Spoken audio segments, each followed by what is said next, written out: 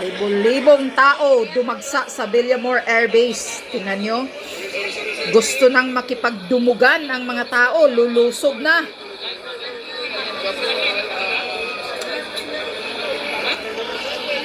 Daming tao. Mga supporter ng Duterte. Lumusob na po sila. Grabe. Saan ka makakita? First in the history na isang Pilipino pinabayaan ng presidenteng bangag na pinapadala sa ibang bansa para doon litisin ang kaso. Grabe. Pagka walang hiya nyo talagang gobyernong bangag kang Marcos ka. This is the first na nangyayari. Shoutout po sa lahat. Relive po tayo. Naputol po yung live natin. Na ini-endorso mo ang sangdugong Pilipino sa banyaga. Walang hiya ka. Ano na? Kunyari, tahimik ka. Huwag kang maghugas kamay bangag. Kasi hindi ito mangyayari kapag walang basbas ninyo. Mga putang ina kayo. Mapawin na ng Davao. Matanda na si PRRD, ganun pa ang ginagawa ninyo. Ngayon, sinakay siya sa jeep para dadalhin daw sa Netherlands. Doon litisin ang kaso. Sus ko po, tatagal ng hanggang 10 years daw yan matatapos. Ito po si Atty. Lambino. Aabutin pa kaya ng 10 years si PRRD doon sa Netherlands? Tang-ina ka, tang-ina ka talaga. Nakapanggigil talaga itong gobyernong bangag na to. Ginagawa ni PRRD noon ang war on drugs para protektahan ang mga matitino. Ngayon, bangag Marcos, anong ginagawa mo? Pinababayaan mo tong mga drug addict na mang-rape, mang-kidnap, mang-hold up, palaboy-laboy sa kalsada. Yan ang gusto mong Pilipinas na mayroon ka. Yan ang gusto mo sa Pilipinas na maraming criminals na nagpalaboy-laboy. Si PRRD na ginawang kinontrol na walang criminals na palaboy-laboy, ngayon, inakusahan ninyo. Gusto ninyong ipakulong. Nayupak ka, malaghiya ka, yawa ka. Sana matigok kayo. Mga bangag, mga abusado kayo. Wala na tayong maaasahan sa gobyernong ito. Itong putang inang gobyernong ito. Demonyong gobyerno. Wala kang maaasahan sa bangag, adik ng gobyerno. Authenticated. Naghiya ka. Dumami yung tao ngayong gabi. Kapanggigil. Kawawa si PRRD. Sus. Ini-endorso mo ang isang Pilipino kahit hindi na natin isipin na ganyan. May kaso si PRRD pero isang Pilipino yan. Dapat nga protektahan mo kay Pilipino yan. Dugong Pilipino yan si PRRD. Hindi mo dapat yan i-endorso sa banyaga na doon litisin sa bansang banyaga. Pero pinapabayaan mo. Ginusto ninyo. Nga walang hiya kayo. Kung gusto nyong kasuhan dito sa Pilipinas, litisin ninyo. Dito kayo magsampa ng patong-patong na kaso kung gusto ninyo. Hindi doon sa ibang bansa na pabayaan mong dalhin doon at lilitisin doon. Kahit nga yung mga OFW sa ibang bansa na may mga kaso, kung anumang kaso, protektahan pa nga natin dahil karapatan ng gobyerno na protektahan ang isang dugong Pilipino. Hindi ganyan. Napabayaan mo. Langhiya ka. Kapal na mukha mo. Yan, lumusob na kayo. Tangina. Langhiya.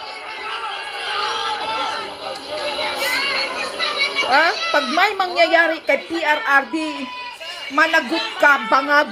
Managot ka, adiktos kang hinayupa ka. Pag may mangyayari sa kanya doon sa Netherlands, dinitbit na nata siya ng jeep kanina eh. Mga alas 10 ng gabi ata yun. Sa jet pay na ata eh. Sinakay na sa jeep. Dadali na daw sa Netherlands. Si Secretary Melda Dia lang yung kasama. Hindi nga wala nga kasamang ibang abogado. Isa lang ang nurse na kasama at saka yung bodyguard niya. Isa lang yatang bodyguard ang kinasama. Utang ina. Pumayag ka? Matino ba ang gobyernong ito? So kayong mga OFW, wag na kayong umasa. Kung kayong may mga kaso doon sa ibang bansa, pabayaan kayo ng gobyerno nito na doon kayo makukulong. Lilitisin kayo doon. Kasi ginagawa niya na ito kay PRRD ngayon. Pumayag siya. Putang ina ka talaga, Turi. Lusobin niyo si Turi. Putang ina na yan.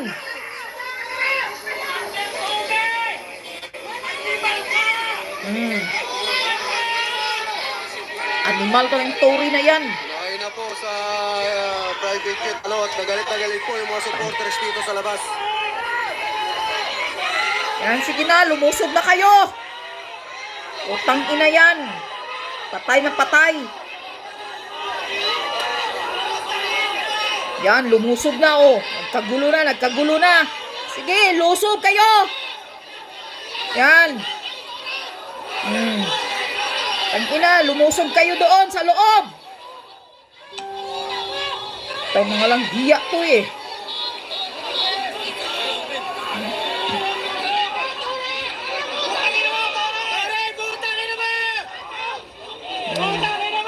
Potang ina mo, Tori. Dami ng galit sa iyo, Tori. Titingnan lang natin kung hanggang saan ang yabang mo, Tori. Kung makapag-retired ka ba. No, lusob. May nayupak yan. Huwag niyong pigilan yung gigil ng mga tao dyan. Pabayaan nyo. Ang ina yan. Walang hiya. Gobyerno. Tandaan nyo mga pulis. Si PRRD ang nagpapalaki, nagbigay ng mataas ang sahod ninyo. Mga hinayupa kayo. Walang ibang presidente na nag-iisip sa mga sahod ninyo. Kundi si PRRD lang. Na ginawa niyang doble yung mga sahod ninyo. Pero mga traidor kayo. Nayupa kayo. Ibang nakaraan ngayon, anong ginagawa ni Bangag sa inyo? Pati mga retirement pension ninyo, binawasan kayo ng ilang bilyon. Pero himod puwit pa rin kayo. Mga wala kayong prinsipyo, wala kayong mga dignidad. Tangina ninyo.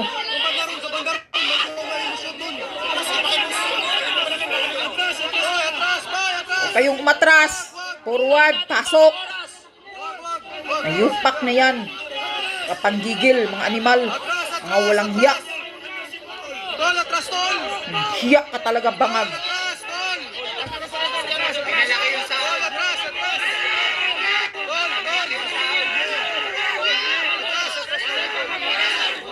Saan na yung mga kapatid natin, mga Muslim? Gigil yun kay Tory eh. Yung mga Muslim.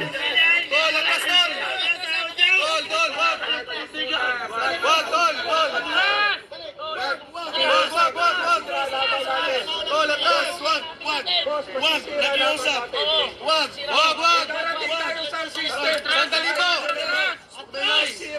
Nakikinig sila, sikap. Huwag maingay. Makinig po. Ito gusto nila na magkagulo tayo. Makinig po kayo, makinig. Tayo magkagulo. Umpisan. Manggugulo kayo doon. May paraan na din si Bangag. Baka mag-declare ng martial law yung hinayupak na yan. Sayangin. Malulungkot si Tatay Digong pag ginawa natin to. Hindi malulungkot yun. Paglaban sana natin ang karapatan natin. Dahil tinanggalan na tayo lahat ng karapatan natin. Tingnan mo si Tatay Digong, nung ginagawa nila. Diniditin agad, wala nga pang silang agad na pinapakita na warrant of arrest. Tapos ngayon, kinarga na nila sa jeep. Dadalhin daw sa Netherlands. Balik po Sus, tayo ron. saan ka makakita ng gobyernong ganyan? Ha? Sarili mong dugong ba Pilipino? Pinabayaan mo, ipalilitis mo, ipapakulong mo sa ibang bansa? Kung hindi ka ba walang hiya, traidor ka, ngayupa ka na bangag ka? Yung ama mo na bubulok, si PRRD lang ang nagpapalibing, ilang presidente ang nakaraan, walang nagpalibing sa ama mo, tapos ganyan ang ginagawa mo, hindi ka makabalik, makaupo dyan sa bilang presidente kung wala si Sara Duterte tumakbo na vice president mong yawa ka, pang-ina ka, nakapanggigil ka, tapos ganito ang ginagawa mo, traidor ka, hinayupak ka, lagya pa. Talagang nasasaktan talaga ako sa ginagawa ninyo kay PRRD. Nayupak ka talaga. Pag nakita nila na tayo po ay nagmamalasakit, sasama ho sa atin yan. Sasama yan natin. Wag ho natin sila. Sasama ho sa atin. Huwag kayong aalis dyan. 80 years old na si PRRD tapos ganyan, yung ina mong kawatan, yung ina mong na convicted ng graft and corruption, magnanakaw kayong putang ina kayong Marcos, hindi nga pinapakulong ni Duterte, dinidipinsahan nga niya, dahil may edad na, matanda na yung ina mong Imelda na kawatan.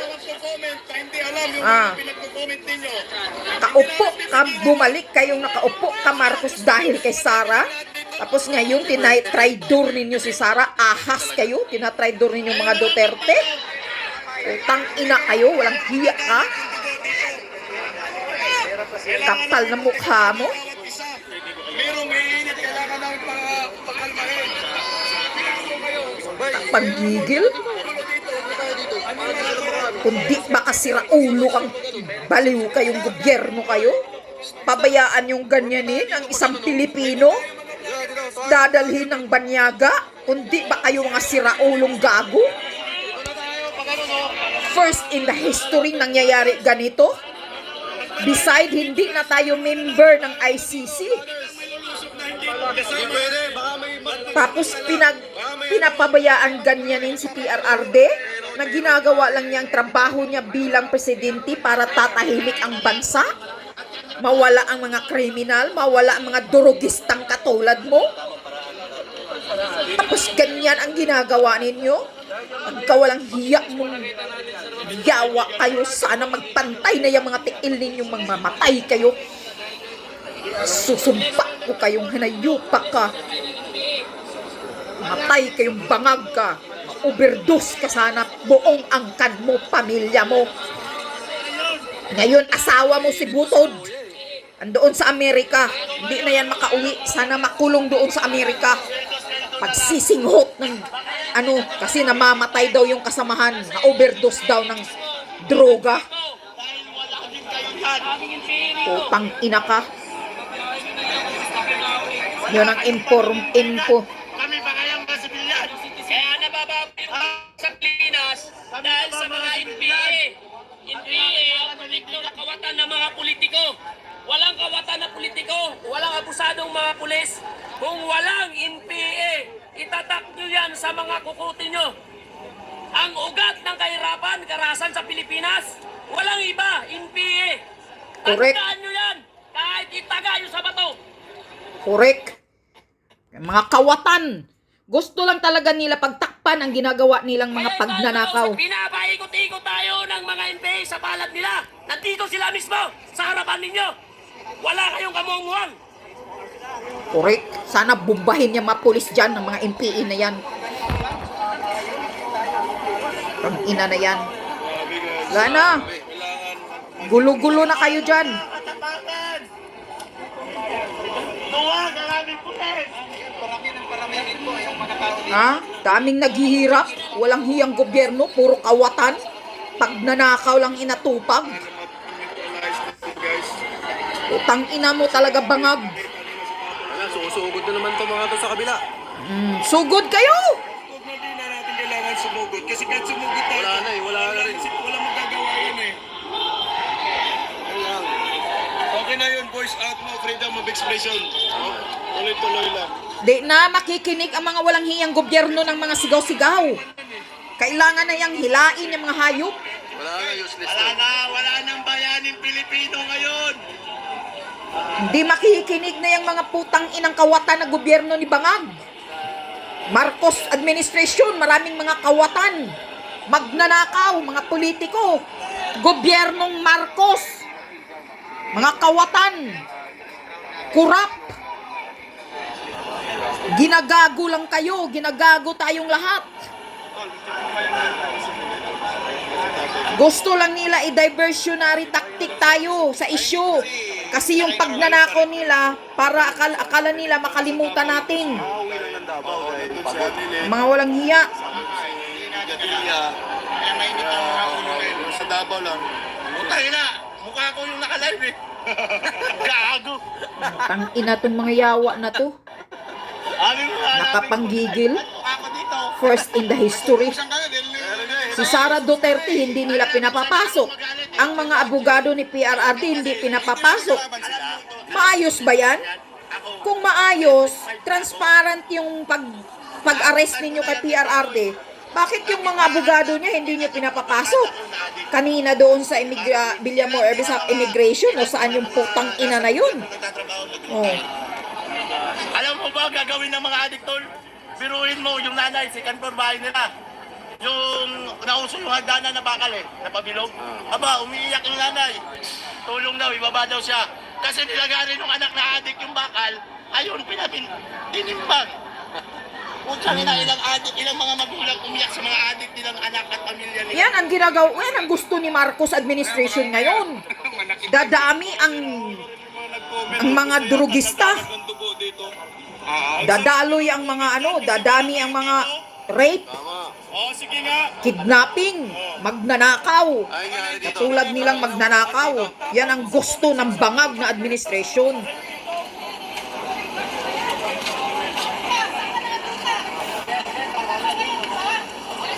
Walang hiya kayo. Hindi na ako natatakot.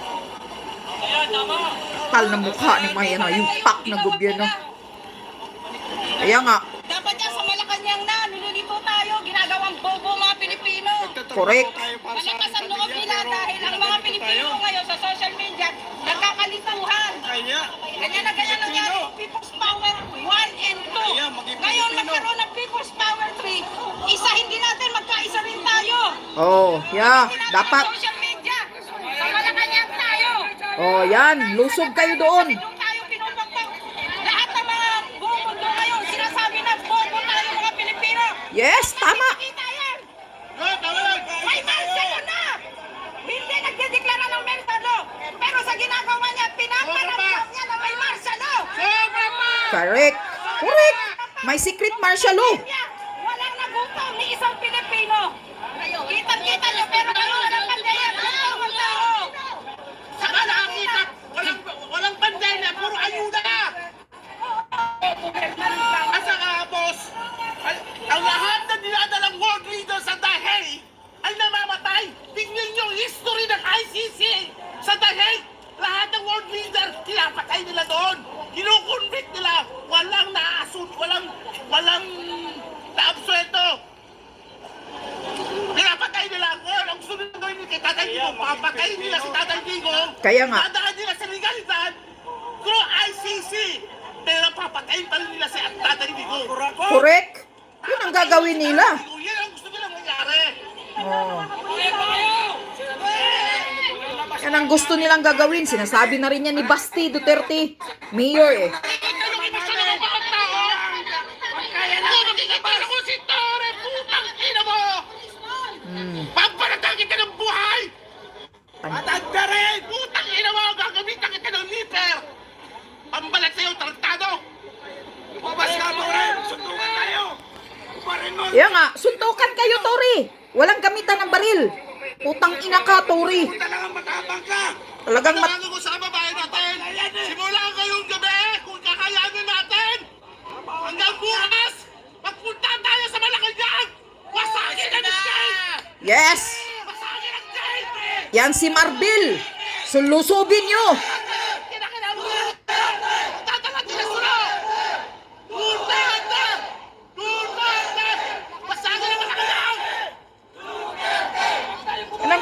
eh, papatayin nila si Tatay Diggs eh. Saka nakakita gumagana ang hustisya ng ating bayan. Pero ang ginawa ni Bangag, pinagkanunon niya tayo sa mga foreigner. Pinagkanunon tayo, binenta tayo para lang niya makuha ang mga pera niya. Iniwan na kanyang tatay na ninakaw din. Kaya nga, para lang makuha yung mga pera na nakatago doon sa ibang bansa. Marcos, pinagkatiwala ka namin isang beses. Una-una, iniisip namin, babawiin mo ang pangalan ng isang Marcos. Pero ang ginawa mo, pinatunayan mo lang kung paano kadimonyo ang isang Marcos tulad mo. Correct. Saka demonyo, you are evil, Marcos. Marcos are evil. Demons. Thieves. Kawatan. Demonyo ka mo, mga Marcos.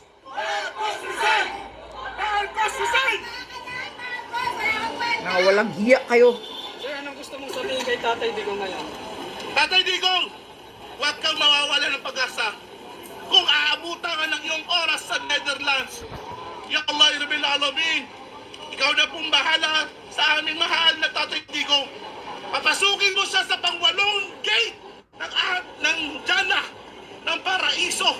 Ang pangwalong gate, pinakamataas na level ng Paraiso sa aming mga Muslim. At yan Oh, ay mga Muslim pala, ito na sila pala sila. ni Tatay Digong.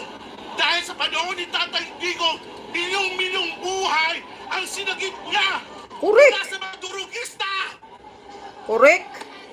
Milyong-milyong buhay ang naayos sa panahon ni PRRD. Maraming nagbago na mga durugista. Maraming nagsusurindira na mga durugista.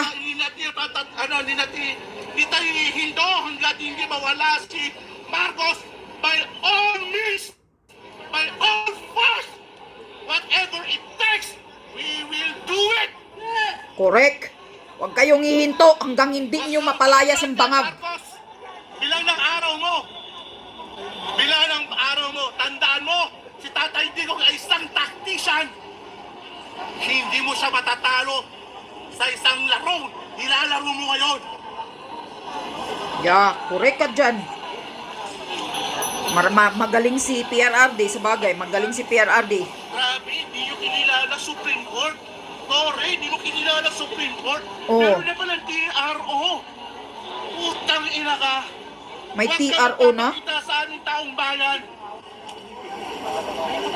Makikita mo lang, ikaw ang kaunahang hepe ng mga pulis na pinatay sa harapan ng mga kabaro niya. May TRO na pala. Tingnan nyo.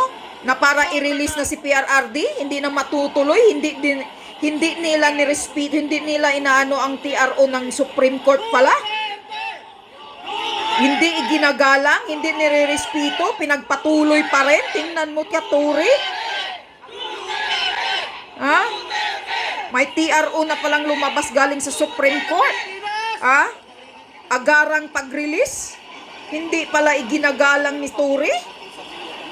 Asan yung kanina? Tangina ka? Ba mailabas? Ano yan? Baka meron pa kayo gustong sabihin. Wala nang masasabi pa. Pero Tatay Digong, sana humaba pa ang iyong buhay. Kasi Correct. ngayon, pagdating ng 2028 elections, makikita mo ang pag-angat ng iyong anak sa kapangyarihan at ito'y babaguhin niya ang lahat ng sistema ng korupsyon sa ating bayan. Sistemang bulok. Pilipinas, basura. Malamang sa malamang, mahihito na ang paglaganap ng drugs sa ating bayan. Tatay Digong, magpakalakas ka ng loob. Andito ang pwersa ng bayan para sa iyo. Sistemang bulok.